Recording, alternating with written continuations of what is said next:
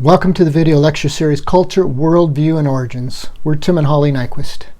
This is we're in the biblical basic beliefs house, what we've been going through. And we had terminated the house, finished the house, and now what we're taking on in this biblical basic belief house series 1.9 is some of the modifications. Can we modify the house in any way and still maintain the structural integrity of the house? So in other words, from the basic beliefs that were in the previous lecture series, can we change those basic beliefs and still maintain the essential message of the house?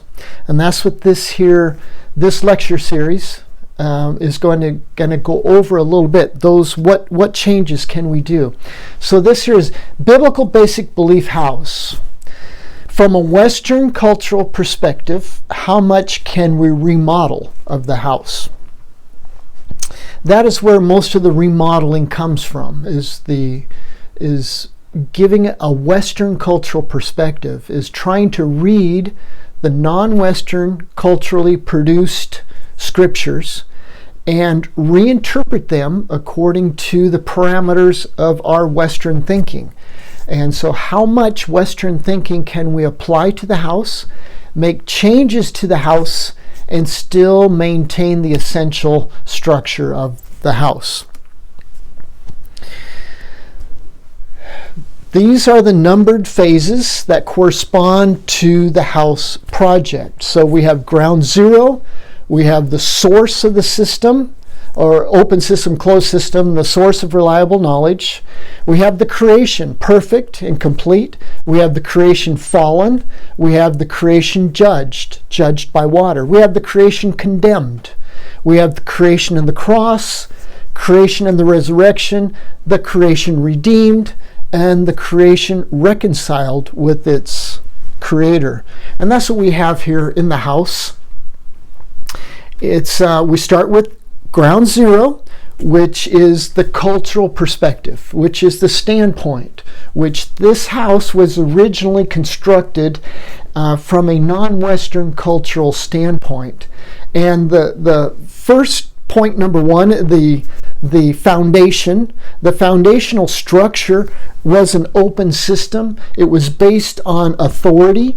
It was based on the external authority revealed biblical revelation parameters. So that is the foundation. Then we had the three pillars, which were the three pillars of creation and perfection and complete. Number two, the creation, then fallen, tested and fallen. And number three, the creation judged by water. And that produced the floor level in between there, floor number or past step number 5, which was the creation condemned because of the sin that entered in and the judgment on that sin. Then second floor, pillar number 6, is creation and the cross. And what did the cross have to do with creation? Number 7 then, pillar number 7, is creation and the resurrection. And then we have the floor above that, floor number 8, or point number 8, which is the creation redeemed. And number 9 is the creation reconciled to its creator. So what we're looking at is, in this house, pillar number 1, can we substitute evolution for creation? In this house, can we kick out pillar number 1 and substitute evolution for creation and still maintain the structural integrity of the house? And that is what has been, for the last 100 years probably, the debate in Western culture is, can we, because we want to accept or have accepted the evolutionary paradigm as true, then the creation paradigm then is not true, or we don't follow that anymore. If we take that out and we put in a pillar of evolution, what does that do to the house? Well, that takes us back to the original questions then. If we're going to insert evolution, where does evolution come from? It's a model, scientific model, and so that scientific model has under it basic beliefs and a source of reliable knowledge that it has. And so if we're going to put or we're talking about evolutionism, then what would be the source of reliable knowledge?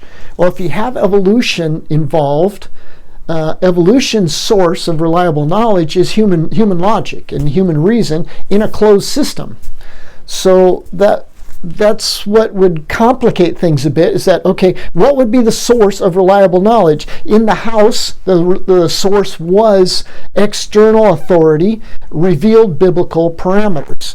And if we include evolution in the house now we need to change the foundation of the house a bit to accommodate human reason as being the source of reliable knowledge. And the operating system would no longer be an open system. It would be closed to accommodate the evolutionary network. So if the system is closed, then there was not a creation. And that's what we're saying, is that, okay, there are some that want to substitute the creation column for evolution. And they want to put evolution in there. What does that do to the rest of the house? Well, if it's a closed system, then there was not creation. And if we put evolution in, evolution is based on a closed system, a uniformly closed system. So if we do put evolution in and substitute for the creation column, then there was not a creation. And if there was not a creation, then there was not an Adam nor an Eve. There wasn't a first couple. That was a indeterminate amount of progress or evolution, adaptation, and changes from one species to another, from a lower animal to a higher animal. And so who was Adam and who was Eve in that progressive chain of evolution? Number two, nor could there have been a fall from perfection. Evolution is a process of perfecting from imperfection to perfection. So it's a linear, it's a Western thinking, linear, upward, progressive evolutionary process, whereas the creation model is a downward. It's a creation that started in perfection and then was degraded to imperfection because of the disobedience and sin and consequences that entered in. So if we substitute evolution into the house, then there could not have been a fall from perfection, meaning sin entered in. In a closed system, and if we do put evolution in, then it is a closed system, then there can't be any judgment by water. So what we have effectively done is substituted all three pillars on the bottom floor of the house, because we've closed the system with substituting evolution into it. So therefore, now we don't have Adam or Eve. We don't have sin, imperfection, or a fall or a curse upon the creation. We do not have a judgment, because you can't have judgment within a closed system. You can only have natural processes. So that's why those three columns are always under attack by certain scholars that are coming at the biblical record from a Western perspective, closed system, and trying to explain it through natural processes, which then kind of changes the whole gospel message. It changes the whole the basic belief system of the house. If the system is closed for the bottom part, the first three columns and pillars, if we go with a closed system and we put in evolution, we take out Adam and Eve and the fall and the perfection and the judgment, When do we reopen it? When do we reopen the system? Is it an oscillating system that opens and closes? Is it a temporarily closed system then that reopens when Christ is born? Or is it a permanently closed system that would make then Jesus Christ, if he was born, then he was a man and he was a good teacher and he taught moral principles? And that's all you could say, because he would be then within a closed system. So that, just going back and reviewing, what we have is ground zero. We change ground zero from a non-Western perspective to a Western perspective. We change number two, the creation, from being creation to evolution, and it was not perfect. Point number three then, pillar number two, creation then is not creation, it is evolution, and there was nothing fallen, everything is picking up. And then creation, it's not creation, number three, pillar number three, it's evolution, and evolution then doesn't judge anyone, not by water. And then we have creation in the cross. Or is it evolution in the cross? Evolution and the resurrection? You can't have a resurrection in a closed system. So what we've done is, when you change the one pillar, just changing one pillar, you change all the rules, and you change the ground zero of the foundation of the cultural standpoint and the Weltbild. You have to change, number one, the foundation of what is the reliable source of knowledge, and then by changing that and putting in to accommodate the evolutionary thought pattern, then that takes out the fall of Adam and Eve, takes out the creation of Adam and Eve, takes out the fall of Adam and Eve, and it takes out the judgment of Adam and Eve. It takes out the world being condemned. That it's not a condemned world, it's a world that evolutionary thought is on the rise, progression towards perfection. So now what do you do with Jesus Christ? Why did he come? If the system is consistently closed, then Jesus could only have been a good moral teacher. And why did he come? What was his message? Was his message to try to better man, and that man is going to reach perfection by his own efforts, by being morally correct and sound, and those moral standards are culturally based.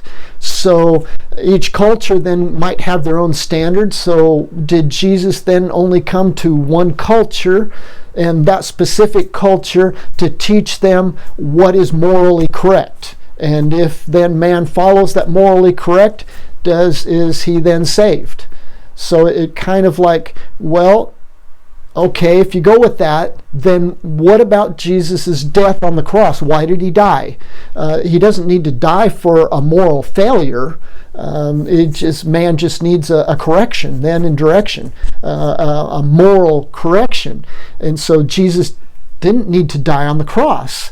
So that might have been a mistake then, according to this house, that Jesus died. And if it's still a closed system, which it should be consistently and uniformly maintained closed, then there cannot be a resurrection. So that would be well, you can't believe in it. You can't believe in the resurrection with a closed system.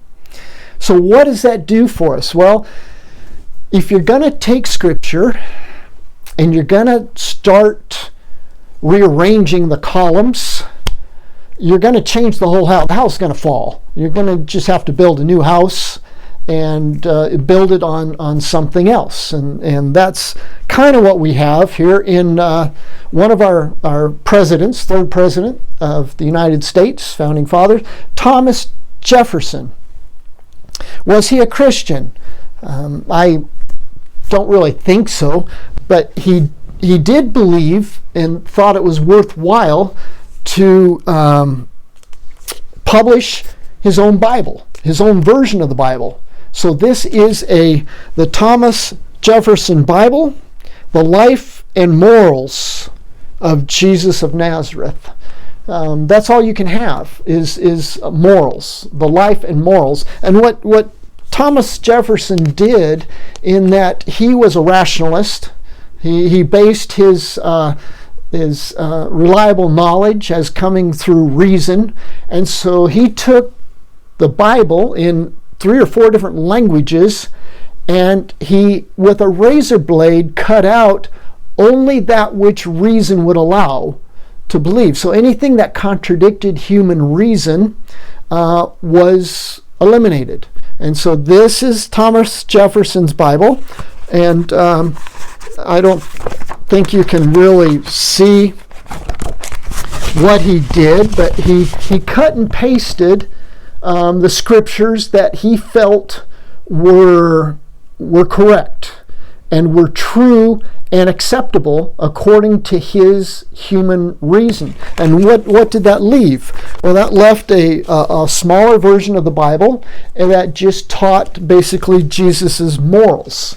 And so those today that agree and teach that the problem with society and with man is that it is moral, that it's a moral deficit, and that if we correct man morally, then we can correct society and live in a society that is on its way to utopia or something on that line. And Jesus Christ then, according to that view, was a good moral teacher, one of the most outstanding, but he was not the Son of God. He did not die on the cross for our sins, and he was not resurrected. And that kind of changes the whole story of the biblical house. So what can we do? Well, if the system is reopened for Jesus and his miraculous life, then what would be the reason for his coming or his second coming? If we open we say, no, Jesus was the Son of God. Jesus was resurrected from the dead, proving that the penalty for sin has been paid, but we still maintain a closed system below, in that we have evolution, we have no Adam and Eve, we have no flood, and we go straight to Jesus, and we open the system up for Jesus and for his miracles. Then what was the reason for Jesus coming? What was he redeeming? What was his blood to pay for? Why was it shed? And the resurrection, what did it prove? Anything. So, in other words, we can have an oscillating system, open, closed. So if we just have a closed system like Thomas Jefferson's, then we just have a moral teacher. If we want to keep evolution, we have to have a closed system, but then when we get to Jesus Christ, then we can open it, I guess, again. So we have an oscillating system, open and closed. But even if we do open it, the whole reason for Jesus' coming is because of the perfect creation that was marred by man's disobedience, and death entered in. So then we leave out the reason of why Jesus Christ came, or why he even died on the cross. So again, we return to the reasons, we return to the ground zero, the source, the system, the creation, perfect, fallen, judged, condemned, the cross, the resurrection, the redemption, the reconciliation.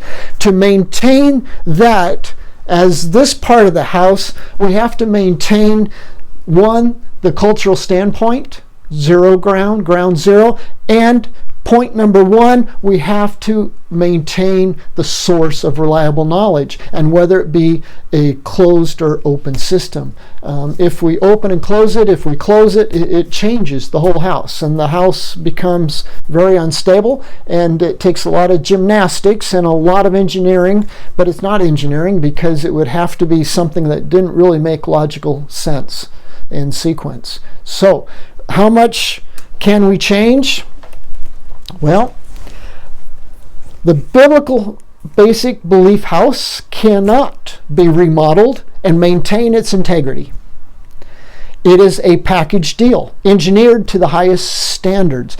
If we don't believe what happened in that house, then we should go look for a different house. It's not worth trying to remodel a house that is just completely unworkable.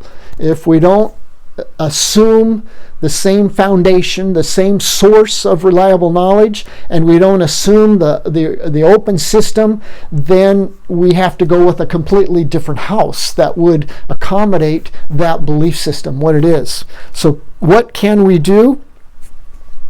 Well, Joshua 24:14 and 15 says, "Now therefore, fear the Lord and serve him in sincerity and truth. Cast aside the gods your fathers served beyond the Euphrates and in Egypt, and serve the Lord.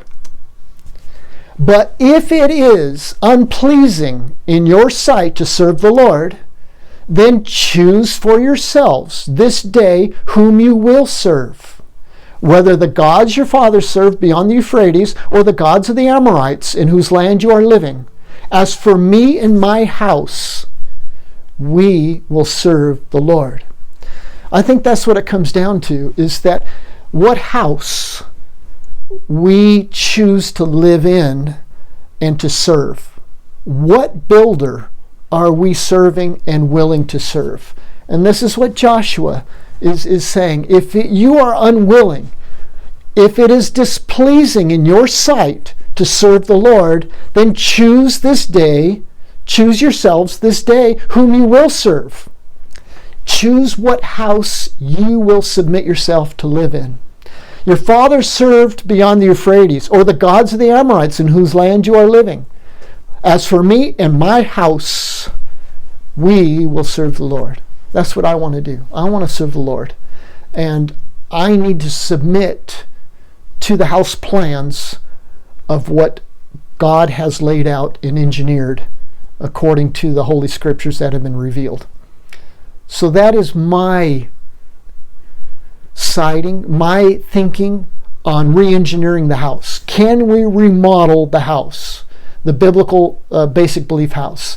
And my take on it would be no, you can't. You can't remodel it without making nonsense, without endangering the structural integrity of the whole house.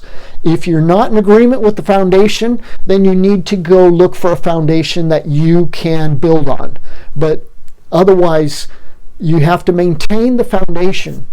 You have to maintain open system. You have to maintain the external authority, and you have to maintain the biblical parameters. And with those parameters, different science models don't fit. They don't work. You have to build a house that will accommodate those physical basic beliefs and source of reliable knowledge to accommodate that science model. So anyway, that is the take on, can we remodel the house? And the reply would be, no, we need to. If we're not in agreement with the structure of the house, then we need to start over with a different house and build something totally different that is coherent, and it follows the rules, follows the basic beliefs, and incorporates and practices the model of science that it produces. Again, thank you for joining us. We're Tim and Holly. You're welcome to communicate with us at doubleroadrover.com or at thn.academia@gmail.com. Again, thank you, and hope to see you in the next series.